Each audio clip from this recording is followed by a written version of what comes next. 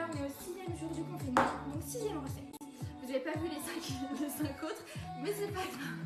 Alors, on va commencer. Donc il nous faut un oignon, viande hachée, petite sauce tomate, bien évidemment des pâtes, enfin des trucs pour les lasagnes.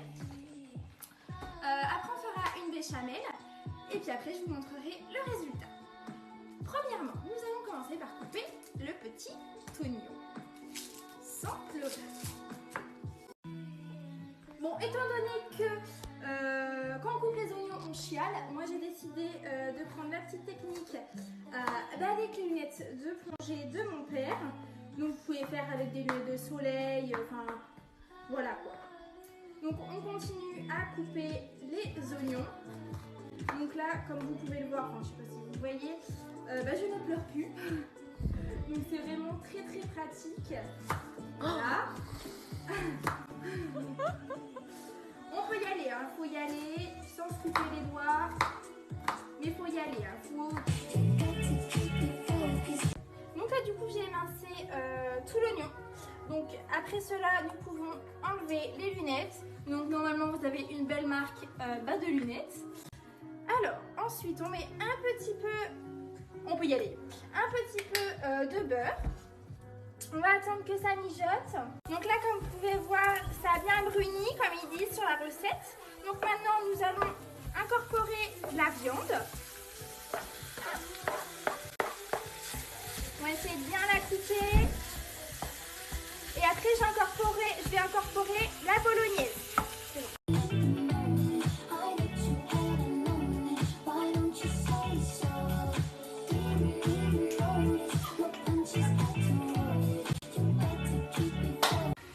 Donc du coup en attendant que ça chauffe, on va faire la béchamel. Donc d'accord, hop, on va déjà mettre le feu, ça serait bien. Ensuite on coupe généreusement du beurre. Hop. Ensuite, on mettra de la farine et ensuite du lait. Donc après ce sera, donc faut bien mélanger pour pas avoir de grumeaux et pour avoir une pâte.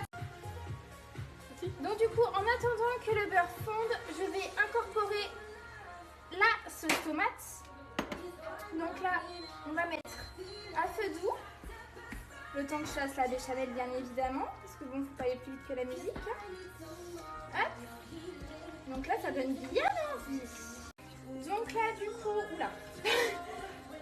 J'ai rajouté la farine et là, je suis en train de rajouter le lait. Donc faut y aller doucement, hein, pas trop comme moi. Mais bon, moi, j'ai pas trop de patience. Donc après, il faut bien plier pour pas qu'il y ait de grumeaux, sinon c'est dégueulasse. Hop. Après, il faudra rajouter du sel et du poivre. Hop.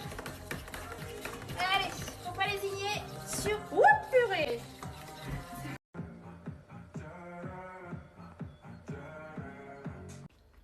Donc du coup là j'ai fait la béchamel. Maintenant je l'ai renversée dans la bolognaise avec le steak haché, enfin les steaks.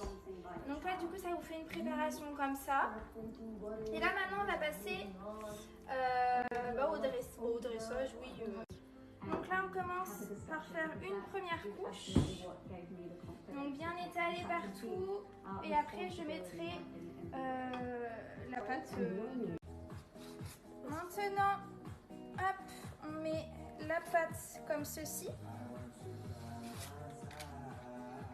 Je sais pas trop si j'ai le droit de faire ça, mais c'est pas grave. Maintenant, on recouvre encore. Oula, il y a un petit peu de béchamel là. On recouvre encore. Pour remettre après encore une petite couche de pâte. Voilà. Et on recouvre. Et après, on recouvre une dernière fois. Putain, il est long, machin. On recouvre une dernière fois. Je sens qu'on va se régaler. Donc là, pour la dernière étape, on va saupoudrer de gruyère râpée. Et après, on enfournera à 180 degrés pendant 45 minutes. Donc, voici mon chef-d'œuvre. Maintenant nous allons pouvoir l'enfourner dans ce four. Hop, ici. Donc comme je l'ai dit précédemment, on met, alors s'il veut bien, non il veut pas, c'est pas grave. On a dit 180 degrés, ça veut toujours pas, ah si ça veut. 45 minutes, voilà, encore, oh la vache, on mangeait donc tardivement. Donc voilà, maintenant on n'a plus qu'à attendre et après je vous montrerai le résultat.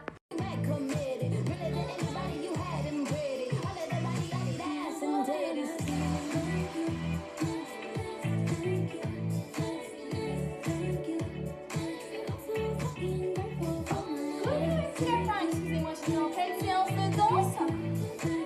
Attention, c'est chaud. Donc du coup, voici le résultat. Donc comme vous pouvez voir, c'est bien gratiné, ça donne bien envie. Je vous dirai maintenant. Hey! Merci d'avoir regardé ma vidéo. J'espère que vous avez aimé. Redites-moi en commentaire les bons avis comme les mauvais. De toute façon, je trierai.